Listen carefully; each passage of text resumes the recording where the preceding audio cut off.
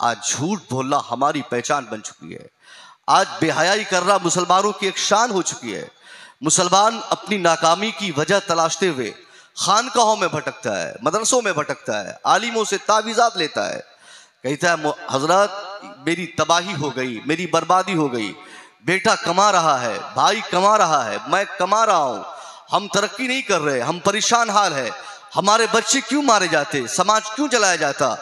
अलबत्ता पूरी दुनिया की मैं बात करूं, इस वक्त पूरी दुनिया में कोई एक बालिश खाली जमीन मुसलमानों की ऐसी नहीं जहां मुसलमान अपने को आज की तारीख में 100% सुरक्षित महसूस करे। कहने को 57 ममालिक हमारे हैं, कहने को 150 करोड़ से ज्यादा तादाद पूरी दुनिया में हमारी है, मगर इसके बावजूद हर शाम टीवी स्क्रीन पर हमारे बच्चों के लहू बहने की खबरें आती है। हर सुबह अखबारात पढ़ते वक्त हम रोने लगते हैं कि हमारा घर जलाया गया, हमारा माशरा जलाया गया, हमारी तहजीब मिटाने की कोशिश की गई, हमारे बच्चों को पीटा गया। आखिर ये सारी तबाहियों की वजह क्या हो सकती है? मुसलमान बौखलाहट में आकर किसी न जाने किन किन को इसके लिए जिम्मेवार ठहराया। मुसलमान कहता है इसका जिम्मेदार हमारा फलाना हाकिम है, इसका जिम्मेदार फलाना नेता है, इसका रिस्पॉन्सिबल फलाना नेता है। मगर कुरान अजीम ने 1400 साल पहले कयामत तक की मुसलमानों की तमाम तबाहियों की जिम्मेदारियों का एहसास दिलाते हुए मुसलमानों को कुरान अजीम ने कहा, ए मुसलमानों, ये जितनी तबाहियां तेरी हो रही है या होगी, ये सारी तबाहियों की वजह कोई और नहीं, वमा असाबकुम मिन मुसीबा फबिमा कसबत ऐदीकुम, what misfortunes befalls on you, it is because your hand has gathered it। यानी ये जितनी तबाहियां बर्बादियां मुसलमानों के समाज में हो रही है, इसका कोई नेता, कोई अभिनेता, कोई तीसरा फर्द रिस्पॉन्सिबल नहीं। कुरान कहता है इसका जामिन अगर कोई है तो सिर्फ मुसलमान है। मुसलमानों ने मुस्तफ़ा की पहचान भुला दी, मुसलमानों ने मुस्तफ़ा के पैगामात को घरों से निकाला। हमने इस्लाम और मुसलमान होने का मतलब अपने आप को समझा नहीं, और नतीजे में धीरे धीरे आज हमारी तहजीब मिटाने की लोगों ने कोशिश की। आज हम खुद बर्बाद होने के दहाने पे खड़े हो गए। इसलिए आज जो हम तबाह है, हमको अपनी तबाही की सबसे बड़ी वजह मालूम होनी चाहिए, वो ये कि हमने अपनी अलामत खोई है। क्या आज हमारी बच्चियों में वो अलामतें बची है कि दुनिया कह सकती है कि मुसलमानों की बेटी है? क्या हमारे बच्चों में वो तहजीब, वो सकाफत, वो स्टाइल बचे हैं जिसे देखने के बाद हम कह सकते हैं कि मुसलमान का बच्चा है? नहीं साहब, सुबह से शाम तक 1000 मुसलमान बच्चों से आप मुलाकात करें, उनमें से अगर 2-4 को छोड़ दिया जाए तो 99% ऐसे बच्चे आपको मुसलमानों के मिलेंगे जिनके पोशाक से लेकर, जिनकी जबान से लेकर, जिनके किरदार से लेकर, उनकी सारी चीजें चलत फिरत हर एक चीज में आप पाएंगे कि इस्लाम से हट चुका है। ये बोलता है इस्लाम के खिलाफ, ये चलता है इस्लाम के खिलाफ, ये सोचता है इस्लाम के खिलाफ, ये दौड़ता है इस्लाम के खिलाफ, ये खाता है इस्लाम के खिलाफ, हमारी शादी इस्लाम के खिलाफ, हमारी बच्चों की जिंदगी इस्लाम के खिलाफ, हमारी जिंदगी इस्लाम के खिलाफ। जब सर से पांव तक जो मुसलमान इस्लाम के कवानीन के खिलाफ अमल पैरा होगा, वो मुसलमान अगर बरकतों की दुआ करेगा तो अल्लाह ऐसे मुसलमान की दुआओं को उसके चेहरे पे मार देगा। दुआओं से नहीं कुछ होता है, किरदार से होता है। बड़ी हम दौड़ भाग हम करते हैं और तावीज़ात लेते हैं। हुजूर पीर साहब क़िबला तशरीफ फरमाए, इनसे पूछिएगा आप, तावीज़ से इंसान को बहुत ज्यादा फर्क नहीं पड़ता। अगर आदमी 100% अपनी तब्दीली चाहता है तो इंसान की तब्दीली का सारा राज़ो रुमूज़ उनके किरदार पर मुनहसर है। एक आदमी किसी मौलवी, हाफिज, कारी, पीर की बारगाह में जाकर तावीज़ ले न ले, वो बाकायदा मुसलमान बन जाए, सर से पांव तक उनको देखने वाला देखकर कह सके कि वाकई ये मुसलमान है। खुदा की कसम, जो इंसान ऐसा रहेगा, वो इंसान कोई किसी खान का या किसी मौलवी के पास जाकर तावीज़ ले न ले, अल्लाह की तरफ से 100% रहमतों बरकतों की बारिशें उनके घरों में होंगी। उनको दौड़ने और भागने की जरूरत नहीं पड़ेगी। मगर यह बेचैनी बता रही है हमने इस्लाम का उल्लंघन किया है, हमने कुरान के कवानीन को तोड़ा है, हमने मुस्तफ़ा के फरमान को घरों से निकाला है, हमने मुस्तफ़ा के ज़ाब्ते पर न तो अपनी बेटी को चलाने की तरबियत दी, न तो अपने बेटे को हमने सबक सिखाया। पैसों की फरावानी, अय्याशी में हम उतर गए। ये पैसे और अय्याशी ने हमारी हमारी दुनिया और आखिरत की राहों को तब्दील कर दिया। नतीजे में हम आजाद हुए, हमारे बच्चे आजाद हुए, हमारी बेटी आजाद हुई। इस आजादाना माहौल में कोई किसी को समझाने वाला नहीं। अगर कोई मौलाना, कोई हजरत खिताब करते हुए हमारी बच्चों की तहजीब, हमारी सकाफत की बात अगर करे तो 2 दिनों में हम उनको अपनी मस्जिदों से निकाल देंगे। हमारी स्टेज पर अगर कोई खतीब आकर हमारी बच्चों के हया और पर्दे और उनके निकाब और हिजाब पर खिताब करे तो यह हमें बर्दाश्त नहीं। अगर कोई खतीब हमारे स्टेज से खिताब करते हुए हमारे समाज की इस्लाह के लिए अगर सर से पांव तक हमें नंगा करना चाहे तो हम उस खतीब को नंगा करके अपने स्टेज से बाहर कर देंगे। हमें पसंद नहीं कि कोई हमारी तनकीद करे, हमें पसंद नहीं कि कोई हमारी क्रिटिसाइज करे। हाँ साहब, अगर गलती आपने की है तो आपको सुनने की ताकत रखनी पड़ेगी। अगर आपने ऐसा किया है, क्या होता है आपकी शादी में? शादियां आपकी बेटी की, नाचने वाली बाहर की, शादी होती है मुसलमान बेटी की, नाचा जाता है, डांस किया जाता है, डीजे बजाए जाते हैं। ये कौन सी सकाफत है? ये कौन सी तहजीब है? शर्म नहीं आपको कि एक नाचने वाली वो भी बेटी, वो भी किसी की बेटी, एक वो बेटी जो तेरी आपकी बेटी जो डोली पे बैठेगी, वो कैसा बदतमीज और बेहया बाप है जो अपनी बेटी के लिए डोलियां सजा रहा है, दूसरे की बेटियों को डीजे पे डांस करवा रहा है। अगर ऐसी सकाफत आपके माशरे में है तो अल्लाह की तरफ से बरकतों की उम्मीद आपको छोड़ देनी चाहिए। बरकत पे हयाई में नहीं होती। मुस्तफा करीम ने कभी कहा था, जिस माशरे की बच्चियों के सर से एक बाल का टुकड़ा अगर किसी दूसरे की निगाहों के लिए जीनत का सामान बन जाए, अल्लाह उस माशरे से बरकतों के सारे रास्ते को उस माशरे के लिए बंद फरमा देता है। वहां बरकत नहीं होती जहां पे हयाई होती, वहां बरकत नहीं आती जहां बदतमीजी होती। हमारी बच्चियों के कपड़े कौन खरीदते हैं? हमारी बच्चियों को रास्ते कौन बताते हैं?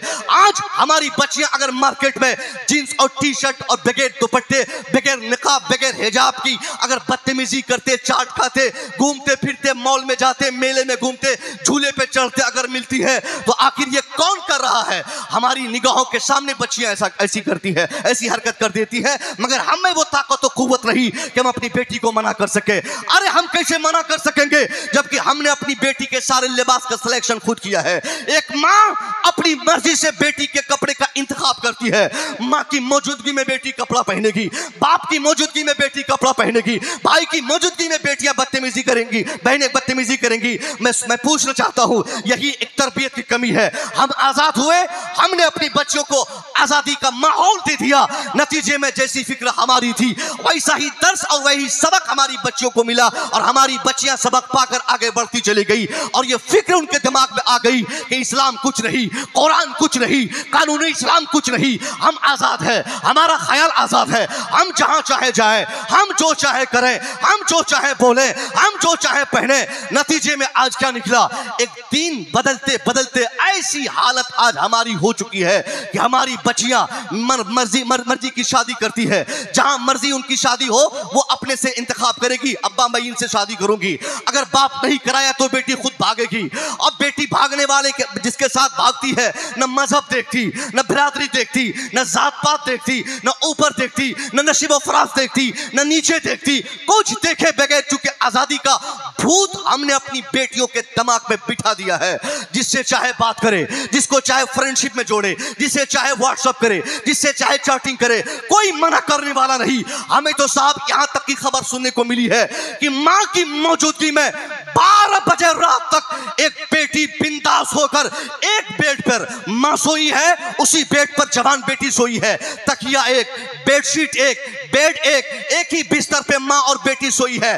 12 बजे रात तक अपने फ्रेंड और अपने चहीते से उसकी बेटी बात करती है, मगर मां को यह जुर्रत नहीं कि बेटी का मोबाइल छीनकर 2-4 चूते उनके सर पे मारकर उन्हें कहे कि बेटी ये कैसी बदतमीजी, किस अनजान व्यक्ति से बात कर रही हो, ये कौन तेरे खाला का लड़का, ये कौन समाज का लड़का, ये कौन अजनबी तुझसे बात करता है। मगर मां को तो भूत सवार है, ये लड़का दामाद बनने वाला है, 2 साल के बाद सऊदीया से आएगा, 6 महीने के बाद दिल्ली से आएगा, मोबाइल इसने दिया है, बेटी का कपड़ा इसने भेजा है, अच्छा लड़का है, ये भले ही बात कर रही मेरी बेटी, ये लड़का मेरा दामाद बनेगा तो पता नहीं कितना मेरी बेटी से मोहब्बत करेगा और कितनी मोहब्बत करेगा और किस तरह चाहेगा, क्योंकि शादी से पहले मोबाइल दिया है। मैं कहना चाहता हूं साहब, ये मोबाइल का गिफ्ट देना, ये कपड़ों का गिफ्ट देना, ये तोहफा तोहफा किसी की बेटी को भेज देना और बखुशी बेटी की मां और बेटी का बाप जो कबूल करता है, यही लानत उसके घर पे आती है।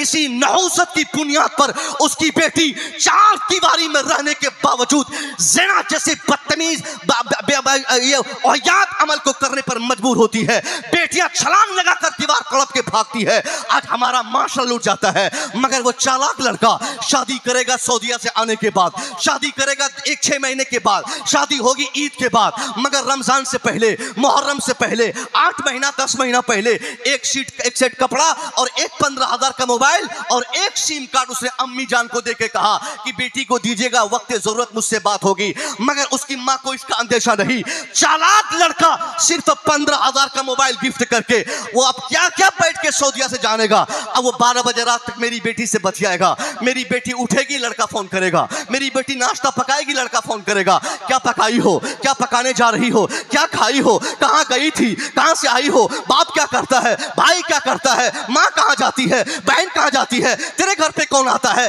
क्यों तेरा खाला का बेटा आया, क्यों चचा के बेटे से बात करती हो, क्यों कोई समाज का लड़का आता है। 50 तरह के सवालात 24 घंटे में वो बैठकर सऊदीया में, दोहा, कतर, ओमान में वो लड़का वहीं से हमारे घर की तमाम खबर मालूम कर लेता है। अब ईद के मौके से जो शादी की तारीख बनी थी, ईद आने से पहले पहले लड़का व्हाट्सएप पर किसी को मैसेज करके मुतनब्बा करते हुए कहता है, बोल देना उस लड़की के बाप को कि उस बदतमीज घर में मेरी शादी नहीं होगी। उसकी बेटी बदतमीज, उसकी बेटी बदतमीज, घर के हालात सही नहीं, बाप अच्छा नहीं, बेटी अच्छी नहीं, भाई अच्छा नहीं।